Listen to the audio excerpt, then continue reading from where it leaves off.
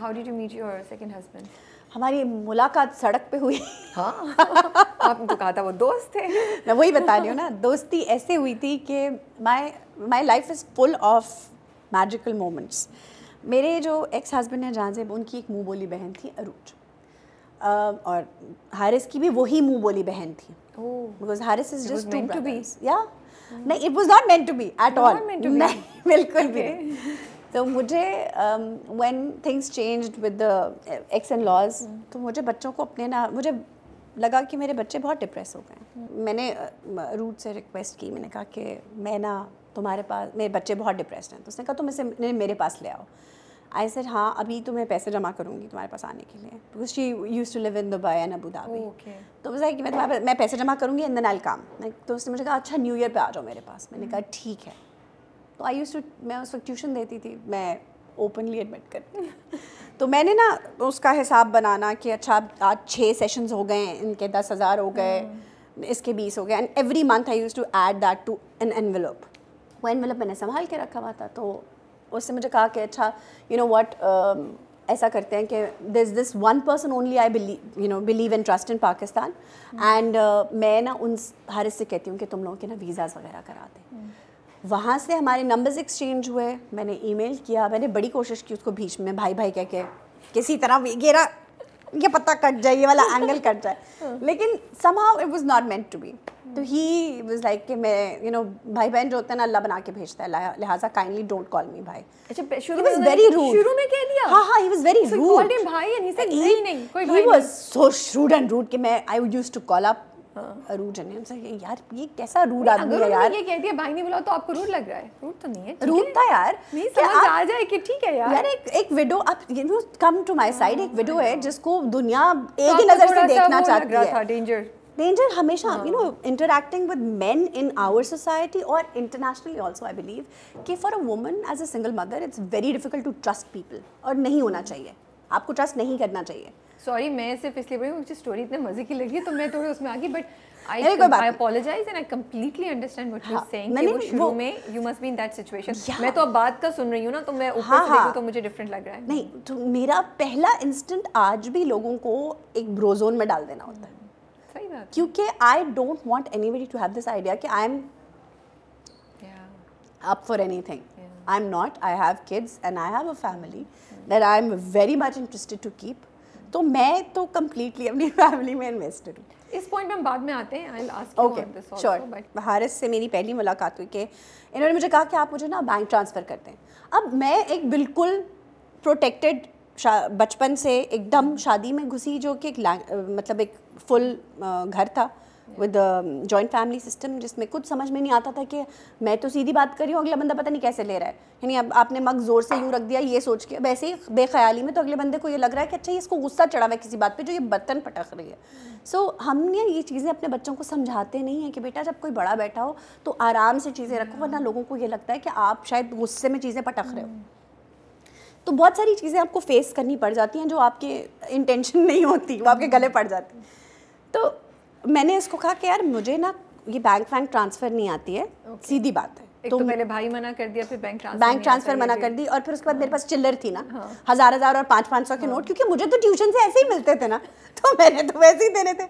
अब वो मैंने कुछ मेरा ख्याल है कुछ अब 2.5-3 लाख रुपया था, मुझे अब याद नहीं है, मैंने इकट्ठा करके ना एक एनवेलप के अंदर भर के रखा हुआ था। तो नवंबर आ गया हुआ था, नवंबर की शाम थी, he called me is like कि मैंने लाहौर आना है तो आप या तो बैंक ट्रांसफ़र कर दें, तो that is going to be excellent. मैंने कहा बैंक ट्रांसफ़र किए किसी गलत अकाउंट में चले गए बहुत मसला होगा, मुझे नहीं आते और मेरे पास हैं भी नहीं कि मैं इसके बाद इनको रिप्लेस कर सकूँ, सो लिहाजा आप आएंगे तो आप मुझसे ये कलेक्ट कर लीजिएगा।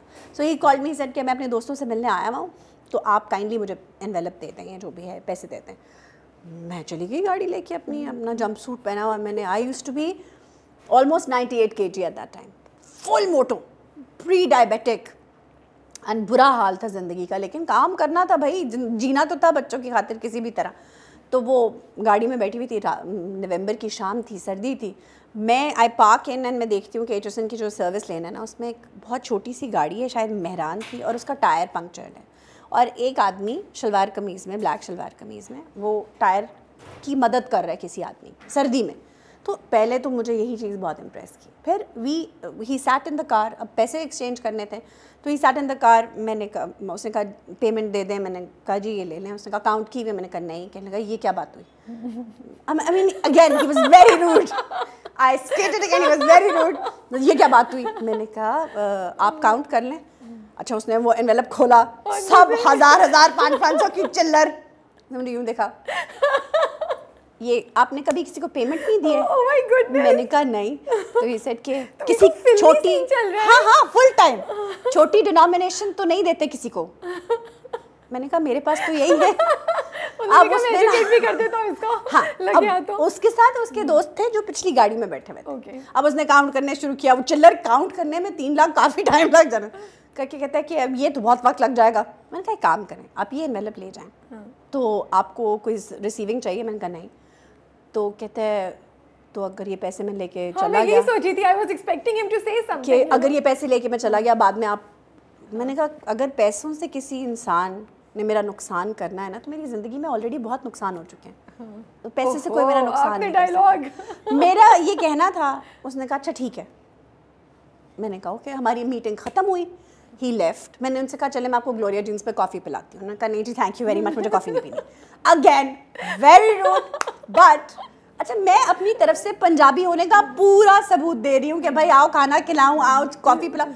ओ भाई नहीं, ओके जाए जी। लेफ्ट, वो गया, उसने जाके वो एनवेलप अपनी दराज में फेंक दिया। He did not unfold what was written inside. जब 2 4 5 दिन 10 दिन के बाद उसे पेमेंट करनी होगी तो उसने वो एनवेलप निकाला। एंड व्हेन ही सॉ कि इस पागल औरत जो बेवा है 3 बच्चों के साथ एचएस में पढ़ा रही है और अपनी छोटी सी नौकरी के छोटे से पैसों में से इसने 3 लाख इकट्ठे करके अपने बच्चों को बाहर लेके जा रही है। What the hell is wrong with this woman? ये उस पैसे की 2013 की बात करें। कोई प्रॉपर कुछ भी इन्वेस्ट कर सकती है, कहीं पे भी अपने लिए सोच सकती है। और व्हाट इज शी थिंकिंग? मैं अपने बच्चों को बाहर ले जाऊँ। यार कोई बात तो इस बंदी में है। उसने कुछ पेमेंट्स, जाहिर है मेरी being a window eight that time, वो दुबई जाने नहीं थे देते अकेली को कि ये चली जाएगी तो वापस नहीं आएगी 3 बच्चों के साथ। तो उसने मेरे वजह से कोई थोड़ी गारंटीज वगैरह देनी पड़ी उसे, और उसे ये करते करते न्यू ईयर्स बिल्कुल सर पे आ गया, टिकट महंगी हो गई, उसे मेरे टिकट में पैसे ऐड करने पड़ गए, जो उसने कर दिया। And I was told later, बाद में। So he never told you? He obviously not. मैंने उनसे कहा भी, but since he had seen the paper that was there, he thought कि इसके लिए तो बहुत मुश्किल होगा, ये कैसे करेगी एकदम से 50-60 हज़ार अरेंज। तो उसने मेरी जगह वो पैसे डाल दिए। अब I did not know when I landed in Dubai, मुझे तब पता चला, and I started thanking him उसी वक्त, and he instantly knew कि वहाँ से हमारी दोस्ती शुरू हुई। So he was a friend after we met in a very different circumstances, and he was the only male friend I had at that time. मेरा कोई और दोस्त नहीं था, बिल्कुल भी दोस्त नहीं था। तो वो मेरा जिसके साथ bread and butter of life था।